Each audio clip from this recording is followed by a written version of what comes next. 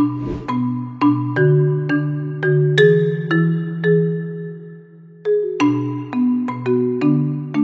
بالله من الشيطان الرجيم بسم الله الرحمن الرحيم والصلاة والسلام على أشرف الأنبياء والمرسلين نبينا وحبيبنا محمد صلى الله عليه وسلم وعلى آله وأصحابه أجمعين أما بعد السلام عليكم ورحمة الله وبركاته. À tous les frères et sœurs qui nous regardent, bienvenue dans ce nouveau podcast où je reçois aujourd'hui, alhamdulillah, Habibi al-Ghali ila qalbi Mathieu Ayoub de la plateforme de l'humanitaire. Salam alaikum wa rahmatullah. Wa alaikum salam wa rahmatullahi wa barakatuh. C'est Younous. Kif halak? Alhamdulillah, barakallahu fik pour cette introduction pleine d'honneur. Mais qu'Allah te récompense et t'élève dans les plus hauts degrés. Amin ya rabbal alamin. Habibi, aujourd'hui, je t'ai invité pour qu'on fasse ce podcast pour plusieurs raisons. Premièrement, il y a tout un tas de sujets très intéressants qu'on a l'habitude de traiter, toi et moi, et les discussions qu'on a ensemble, c'est toujours quelque chose d'enrichissant. Et ça, c'est quelque chose que je veux partager avec vous dans le futur, avec notre frère Ayoub Hafidhahullah, mais aussi avec d'autres personnes et avec d'autres mashaykh aussi. On va essayer de vous ramener un petit peu dans notre univers des échanges qui sont faits en dehors des caméras, si vous voulez. Aujourd'hui, j'ai envie qu'on parle d'un sujet qui me tient beaucoup à cœur, et à ma modeste échelle, j'ai essayé d'être partie prenant et participant au domaine de l'humanitaire. Et je voudrais qu'on parle de l'humanitaire parce que toi, tu es le référent, tu es le chef de ce qu'on appelle la plateforme de l'humanitaire au sein de la plateforme des musulmans. Est-ce que c'est bien ça? C'est ça.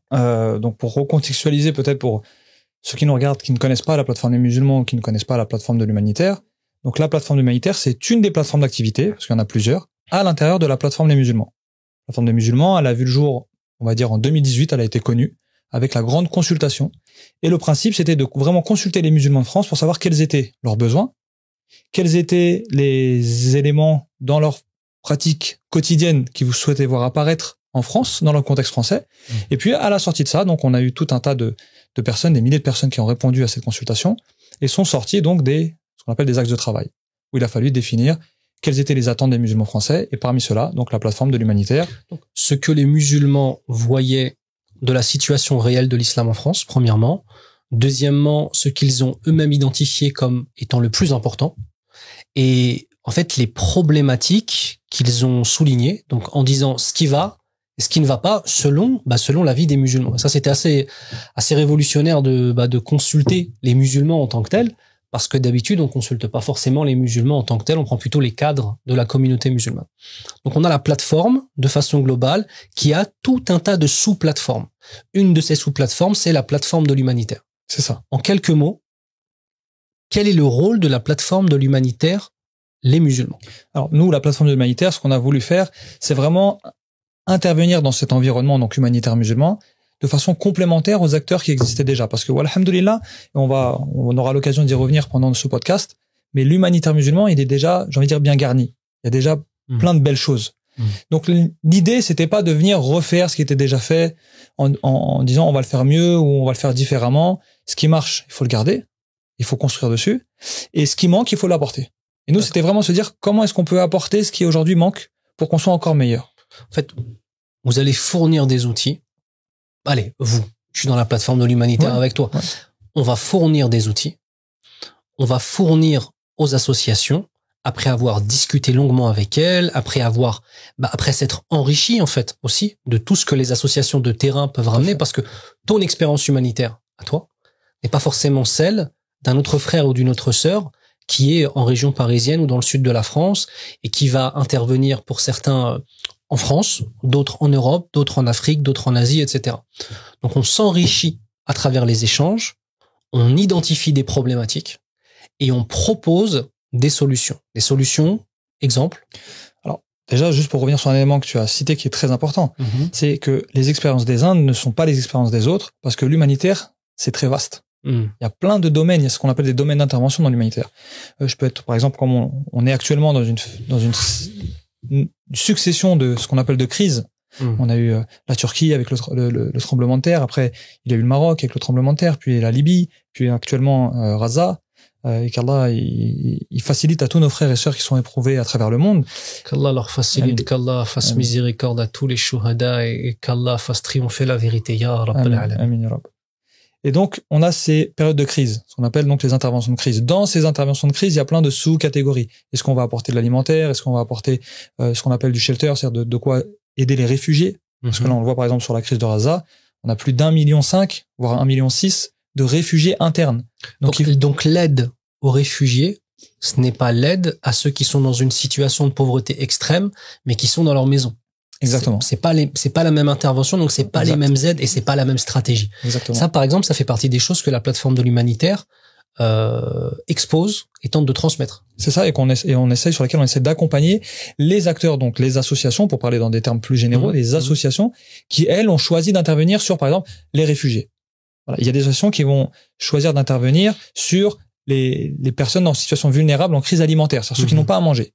D'accord. Et ça sera pas le même travail. Sur un réfugié, par exemple, pour dire concrètement, un réfugié, il faut lui apporter de quoi se protéger. Alors qu'un pauvre qui n'a pas suffisamment à manger, il a peut-être un toit. Donc les aides qu'on va apporter à un réfugié, ça sera pas les mêmes que celles qu'on va apporter, par exemple, en Afrique subsaharienne, à des communautés qui n'ont pas à manger ou qui n'ont pas d'eau, parce qu'ils ont peut-être déjà un abri. Donc voilà, donc il y a plein, c'était juste pour revenir sur ça, il y a plein de domaines d'intervention dans l'humanitaire. Donc l'idée, c'est de vraiment, dans ce grand et beau secteur de la philanthropie islamique, qui n'existe pas en France, c'est ça. Philanthropie islamique signifie l'humanitaire musulman. C'est ça, tout à fait. Donc ça, c'est un terme qui est peu connu chez nous en France. Il faut savoir qu'à l'international, ça existe et c'est représenté. D'accord. C'est un secteur à part entière. On va parler aux États-Unis ou en Angleterre de philanthropy, Islamic philanthropy. Donc vraiment deux secteurs des humanitaires musulmans. Chose que nous, on n'a pas encore ici pour diverses raisons. Ouais. Donc là, on a cette plateforme qui tente de mettre à disposition des outils et de fédérer les énergies et aussi de fédérer les intelligences. Très bien. Si on parle maintenant de l'humanitaire musulman, la philanthropie islamique, qu'est-ce que l'humanitaire? Et deuxièmement, cet humanitaire musulman, qu'a-t-il de différent d'un humanitaire chrétien ou juif ou athée en fait? Est-ce que ces deux notions qui viennent s'accumuler l'une sur l'autre, ou est-ce que l'humanitaire est fondamentalement musulman et est-ce que l'islam est fondamentalement humanitaire? C'est une très bonne question et je dirais qu'il n'y a pas deux réponses, il y a une seule réponse. L'humanitaire tel qu'il existe, l'humanitaire international tel qu'il est né, ça c'est un sujet qu'on traite par exemple dans le e-learning, on reviendra dessus, sur la genèse de l'humanitaire au niveau mondial. Il est là pour deux raisons, sauver la vie des gens, préserver la dignité des populations. C'est les deux objectifs finaux de l'humanitaire. Donc c'est dans une relation, on pourrait voir comme étant une relation horizontale, de l'homme vers l'homme. D'accord. Le but d'un humanitaire, c'est d'aider les personnes en situation de vulnérabilité. Soit parce qu'ils sont très pauvres et très fragiles, soit parce qu'ils sont sur le point de mourir. Et on va avoir la spécificité de l'humanitaire musulman, c'est que on va garder cette dimension horizontale, d'être à l'écoute et d'aller aider les autres, mais cela dans une relation verticale avec notre Seigneur. Ça, c'est très important. C'est-à-dire qu'on va être dans une relation à travers les hommes, en essayant de leur donner le meilleur, mais tout cela dans notre relation verticale avec notre Seigneur, c'est-à-dire dans la conformité et dans ce que Dieu aime. Donc, le fait de ramener en plus la notion de satisfaction d'Allah Azza wa Jal implique forcément de se plier aux règles de notre dîn. C'est ça. Et ça, c'est une épreuve. C'est une épreuve. Non, c'est une épreuve. C'est une épreuve pour certains. On a des masaïl, on a des questions d'ordre juridique vis-à-vis de l'humanitaire où les gens ont parfois du mal à comprendre que la soumission aux règles de notre dîn, quand on fait de l'humanitaire, c'est cet élément-là, avec l'intention de l'adoration, bien évidemment, qui fait que c'est de l'humanitaire musulman et non pas simplement de l'humanitaire.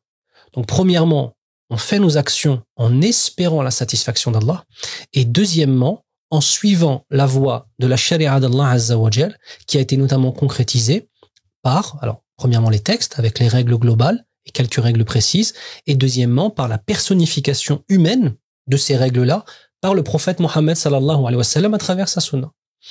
Donc ça, c'est l'humanitaire musulman. Est-ce que pour toi, l'islam est fondamentalement humanitaire? Est-ce qu'on a des éléments dans l'islam qui, fondamentalement, rentrent dans la définition même de l'humanitaire?